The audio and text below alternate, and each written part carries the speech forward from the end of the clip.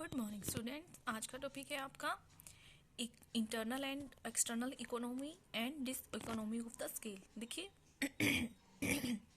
Economy of the scale क्या होता है। देखिए, जब हमारे प्रोडक्ट की मार्जिनल कॉस्ट डिक्रीज हो जाएगी तो क्या होगा, कॉस्ट डिक्रीज होगी तो उसकी सेल इंक्रीज होगी, क्योंकि सभी के सभी जितने भी कस्टमर होंगे वो कॉस्ट को डिक्रीज होता देख के वो ज़्यादा से ज़्यादा खरीदेंगे। तो क्या होगा, मार्जिनल कॉस्ट अगर प्रोडक्ट की डिक्रीज हो रही है तो हमारी सेल क्या हो जाएगी, इंक्रीज हो जाएगी। इसको बोलते हैं इकोनॉमी ऑफ स्केल। इसके अपोजिट जो हमारा डिस इकोनॉमी ऑफ स्केल क्या होगा, जब हमारी मार्जिनल कॉस्ट इंक्रीज हो जाएगी, मार्जिनल कॉस्ट इंक्रीज हो जाएगी तो हमारी सेल क्या हो जाएगी, डिक्रीज हो जाएगी। ठीक है, तो उसके बाद में देखिए, आइए, जो इकोनॉमी ऑफ द स्केल है वो क्या है, हमारा लॉन्ग टर्म कंसेप्ट है। ठीक है, लॉन्ग टर्म कंसेप्ट है ये हमारा, जहाँ पे हमारे क्या होगा, ऑर्गेनाइजेशन की सेल्स हैं वो धीरे धीरे इंक्रीज होती है। ठीक है, तो प्रोडक्शन, जो हमारी प्रोडक्शन की कॉस्ट है उसको उसकी वो क्या हो जाएगी, लोअर हो जाएगी। तो हमारा क्या होगा, organisation more and more invest करेगा रॉ मटेरियल को बाय करने के लिए। ठीक है, जो फिर वो क्या होगा, हम उसको डिस्काउंट पे हम उसको अगेन अगेन हम उसको ऑब्टेन कर सकते हैं। ठीक है, उसके बाद में देखिए हमारा इकोनॉमी क्या होती है। देखिए इंटरनल एक्सटर्नल इकोनॉमी हो वो क्या होगा, इंटरनल इकोनॉमी होगा हमारा। देखिए, internal economy are the real economies that arise from expansion of organisation. These economies are the result of growth of organisation itself. ठीक है, देखिए हमारा क्या होगा, जो छोटे लेवल की इंडस्ट्रीज होती है, ठीक है, ऑर्गेनाइजेशन होता है, एक ऑर्गेनाइजेशन हो गया, उसकी ग्रोथ हो रही है।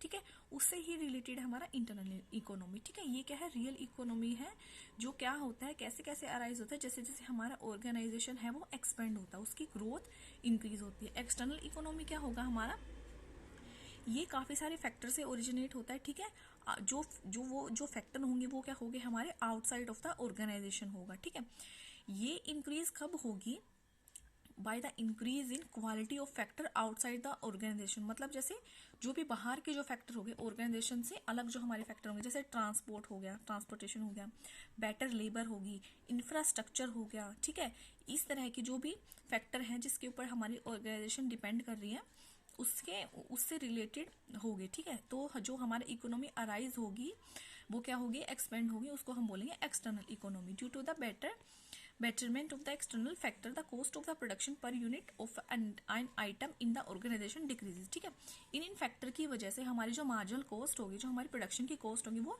डिक्रीज हो जाएगी और हमारी सेल्स क्या हो जाएगी, इंक्रीज हो जाएगी। सेम इसी तरह से हमारी diseconomies of the scale भी दो तरह की है, internal diseconomy of scale and external diseconomic of scale.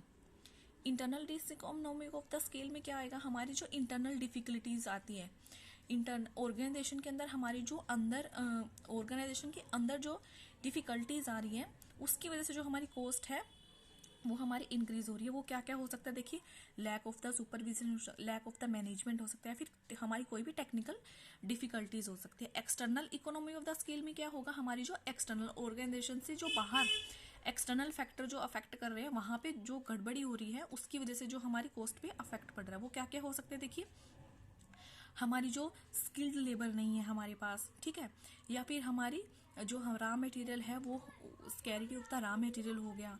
ठीक है, मतलब और भी कई फैक्टर हो सकते हैं इसी तरह के। ठीक है, तो ये है आपका internal external economy and diseconomy of the scale. Thank you.